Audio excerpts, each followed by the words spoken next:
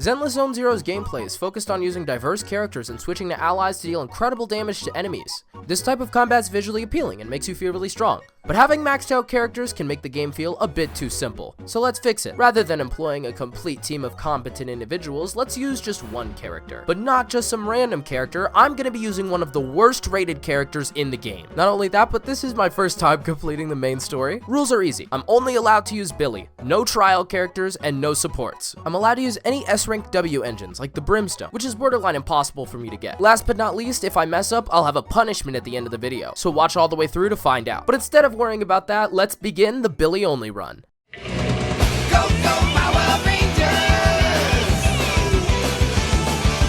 Go, go, Power Rangers! Our mission starts with us getting a job, a task I cannot seem to replicate outside of video games. But as we start the first mission, we already fail. Unfortunately, you can't use a character you don't have for the first mission. After Billy shows up, we're finally allowed to start the challenge and use him. Now, Billy has a big advantage when fighting multiple enemies. He can deal equal damage to everyone no matter where they are. But we run into a problem where he can't do that much damage to a single target. This isn't a big deal at the beginning of the game, but it'll get much harder as we fight the bigger bosses. In the first second of the game, they teach you how to use the switch mechanic with Ambi and Billy, and every single time you break a character's bar, you get the opportunity to switch.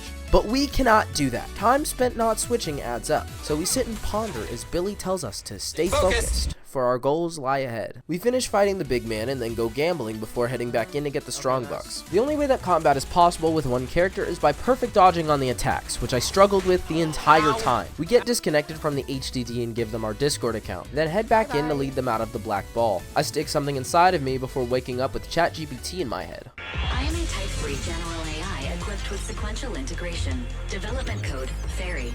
Hello, Master.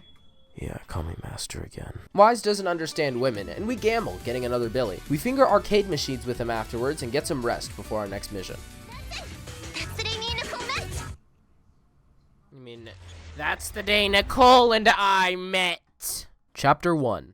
This is where things get a bit more difficult. I rescue some construction workers and get introduced to a teleporting guy. He showed me how difficult perfect dodging is when you can't predict their attacks. After that, we head back and learn about Vision Corporation's plans to blow up the Hollow for a new railway. The cat girl busts inside and tells us he's lying about how safe the explosion will be. And we learn Billy and the rest are straight up gonna sleep forever if we don't help. ChatGPT helps us watch the tape as Billy starts looking for her Pokemon card. We gamble one more time and get an S tier. Let's go gambling! Aw, dang it! Aw, dang it!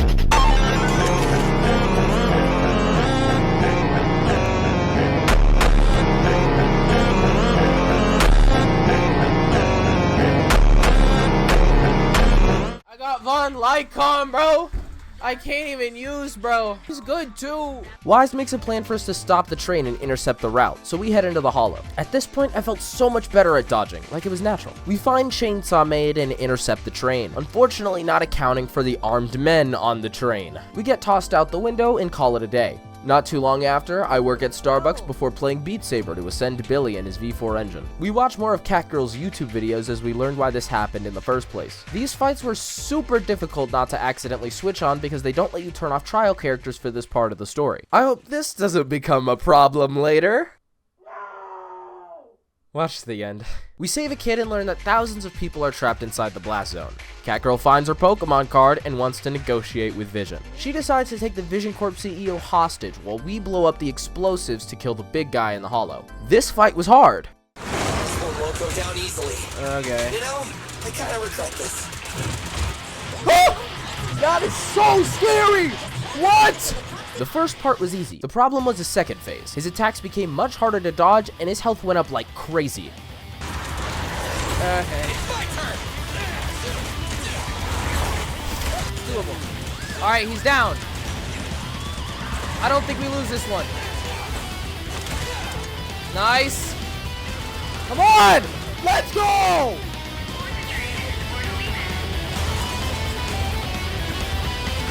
And that should blow him up.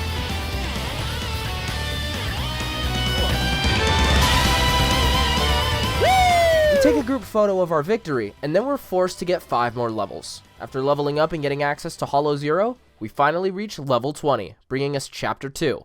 I knew this was going to be when it got real. so I may have taken a while to finish it. I started off by upgrading Billy to level 30 and prioritizing his basic attack since it's what we're going to be using the most. And surprisingly, I was able to 3-star all the trainings. Getting back into the story, we get a commission from a mysterious source, wary of what it may be. Then Fairy doxed the guy and becomes Prime Rainbolt, and we learn it was likely Bellabog Industries. We blow stuff up and investigate, watching peak cinema of a children's show. Then all of a sudden it becomes the Ellen Show. Ellen wakes up Dr. Phil and introduces Anton. Then we begin discussing the current political climate of New Eridu surrounding the construction of a new railway.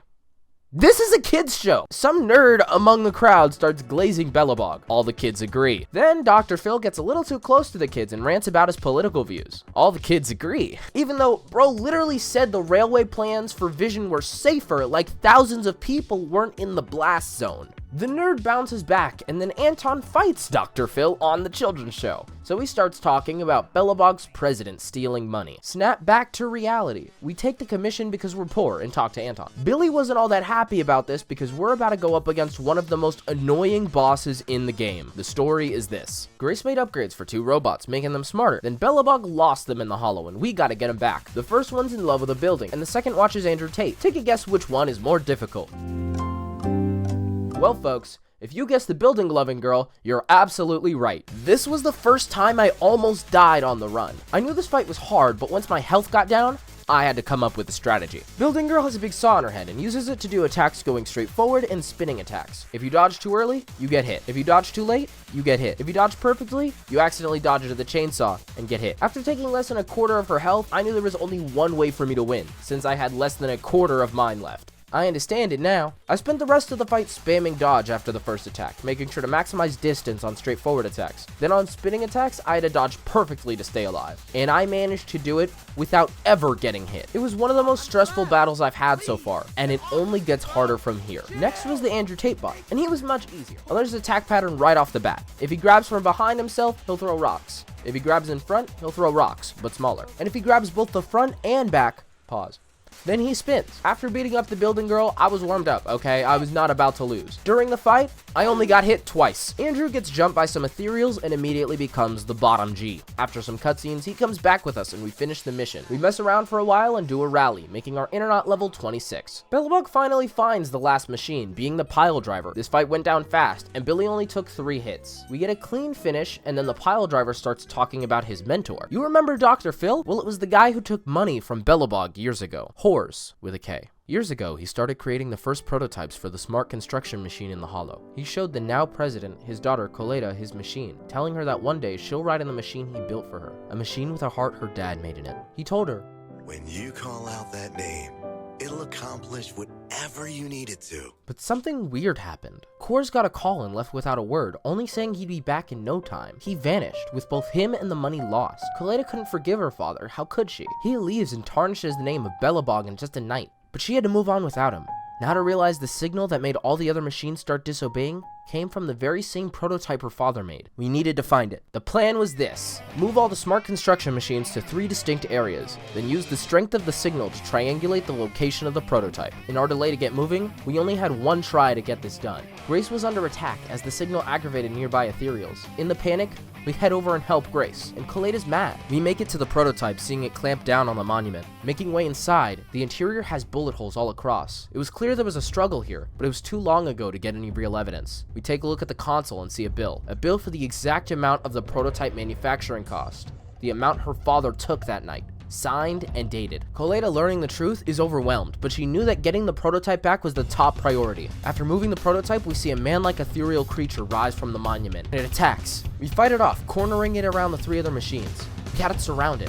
Then, it absorbed all 3. This boss would be the most difficult, as it had traits of all the other 3. Not to mention, it had artillery gunfire, the hardest of the attacks to dodge. I barely did any damage at all, but his gunfire didn't either, and that was the only attack I struggled with. I messed up on a few of his attacks, but eventually with good critical hits, he was down to half health. With as much chip damage as possible, he was low. I was close to winning this fight, I just had to be careful and not get hit too many times. Some lucky dodges later, I did it. I beat him with only 1 character. Then I realized, oh wait, sometimes bosses have 2 phases. Like earlier. Oh shit. He revived all of his health, I stayed the same. This boss was not only stronger, but had more health and a beam attack. And it didn't take long for me to have my first death in the challenge. I was not gonna retry with a lower difficulty. I was gonna beat this boss as fair as possible. So I restarted and the same thing happened. Again and again 6 times. I fought for about 40 minutes, restarting quickly if I took too much damage. By this point, I had to do something. I wasn't even close to begin with. In Zenless Zone Zero, you usually switch or parry attacks with characters, but with one character you have to resort to dodging. When you dodge, you're allowed a counter, which does more damage, and since there's no cooldown, you can chain these together. In this fight, I tried to continue dodging multiple times, since whenever you do dodge, you're invincible for that short amount of time, giving you frames of invincibility, or iframes. What I had learned is when you use a counter hit, you have more iframes. So it was possible, I knew it was, and I countered that boss for one final time. The first phase required focus that could only be achieved by putting Technoblade videos in the background, and if he's taught me anything, it's this.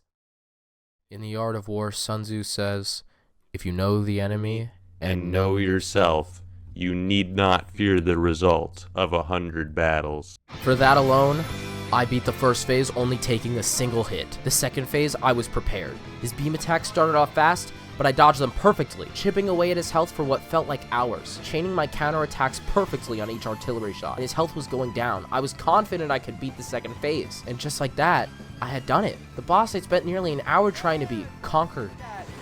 We finished this fight the second. I played the game with... Bro, what are you talking about? I did all of that work. Can we give up? Thankfully, the final phase was interrupted. Coleta got into the prototype, planning to fight it head-on. She pushed it closer to the monument, using it to impale the monster. But the prototype was old. It was losing power, and she couldn't do anything to stop its overwhelming strength. The monster hit the cabin, and that's when Coleta saw the picture. Here, Kaleda. Give it a name. When you call out that name, it'll accomplish whatever you need it to. Dad, can I really believe in you again?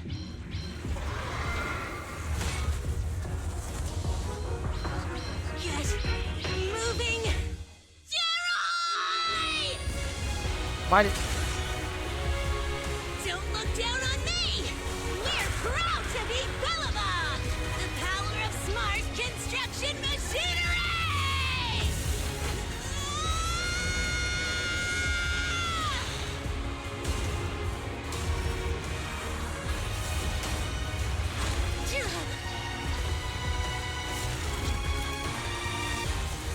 Even if corrupted, our Billabong machinery will never give in! And with that, the final boss was vanquished. Meaning I can now say, I beat Zenless Zone Zero with only Billy. But I messed up earlier, so on to the punishment. In my hand, I have a list of ingredients to choose from. Some delicious, some horrific. And I get to choose them while blindfolded, drinking a potentially volatile smoothie. My girlfriend Melanie is putting it all together, and I'm not so happy with how it went. We began by putting the bandana on. Cowboy masks. Yeah. The bandanas? Afterwards, I got to pick my ingredients. That's the first set of items. Left or right? I'm not letting you touch the item. There. Okay. You're ridiculous. Okay, one. Left or right? This one? Cool. No, wait, no. No, it's you the didn't corn. get your choice.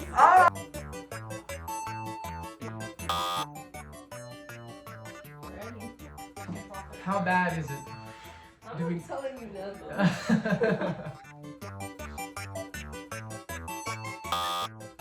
Alrighty.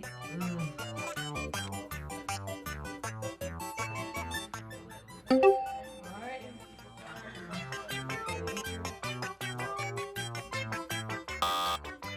Don't touch anything.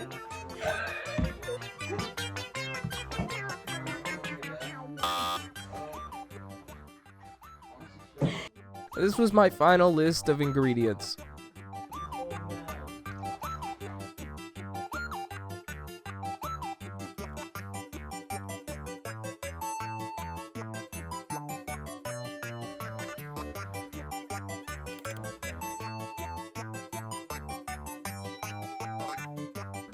this concoction. Oh boy. You want me to drink it and then you'll tell me what was in it? Yeah. Okay. It's probably for the best. Why is it bubbly? Why is it bubbly? Why is there... It is chunky... I can tell you bubbly. why after. It's not smelly. It's cinnamon? Cinnamon? Cinnamon. I got cinnamon? Yeah. Okay. I can't. I can't. The way that it made bubble sounds at me. Alright. I'm finished. I just need to do it. Cheeks hurt from smiling. Okay.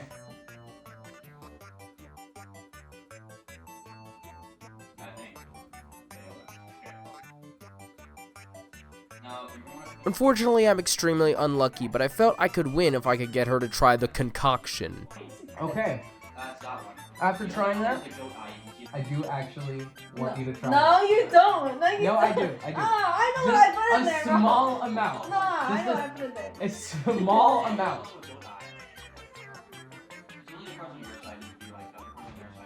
Yeah, isn't it? At least I swallowed it. That's what she said. Tell me what was in it. Oh yeah. I'm gonna tell you now, you only got 2 good items. You got milk, I got milk. Okay, that's a good start. you got cinnamon. Oh, okay. That was all you got. Okay, You got mayo, okay. corn, sour cream, Oh. ketchup, and zucchini. Okay, so what bad things didn't I get? Water and cayenne powder. Okay, the cayenne was the scary one to me because I didn't want to drink spicy. See, if you got that one, I would have put a bunch of that one in. Afterwards, she made it up to me with a delicious banana smoothie. If you want to see me complete endgame content with Billy, let me know in the comments. And if you enjoyed this kind of video, subscribing would be extremely nice. It's free, and you can always unsubscribe if I never post. If you want to hear me yap more about ZZZ, watch this video. And that's it.